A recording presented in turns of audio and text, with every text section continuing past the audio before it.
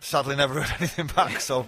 No, explain how a tour is booked. Well, somebody calls... So this is agents and promoters, and somebody will say to me, I'm going to simplify this, manager will say, so he's doing some gigs, and I'll go, yeah. And he'll call a guy and he says, he fancies doing some gigs, and he'll say, right, give us 10 minutes. And he'll call another guy and he'll say, he fancies doing some gigs, and he'll say, right, give us half an hour. And he'll call that guy back, who then calls the other guy back. He'll say, well, the tour's been booked, so it's in March, and well done, And so what happens is a promoter guarantees a promoter will say, dough. a promoter says, as I understand it, a promoter says, you're playing here at Wembley Arena tonight, I'm going to pay you 750 grand regardless as an advance, right? And then anything over that, when I get my money back, you split the profits. Right. That's as I understand it.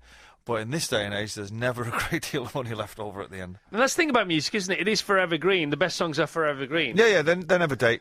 And like Don't Look Back in Anger, for instance, it's a song that's still growing. It's insane. It's an insane, without being an extraordinary piece of music. It's an extraordinary song. Tell us about the fact that you... why do you... By the way, I agree, but why do you think it's extraordinary?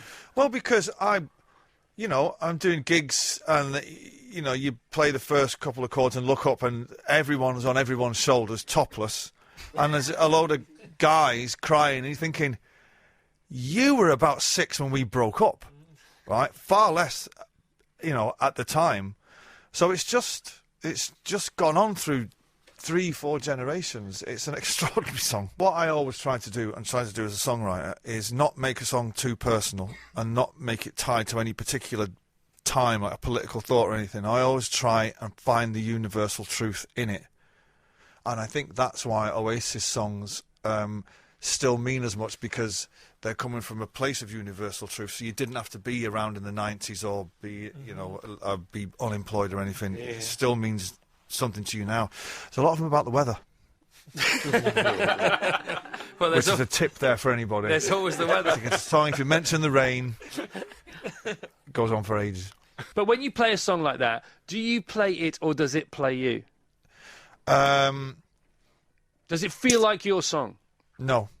It feels, particularly that song, it's not belonged to me for quite a while now. And it's gone through different phases. There's sometimes it's attached to tragedy and all that.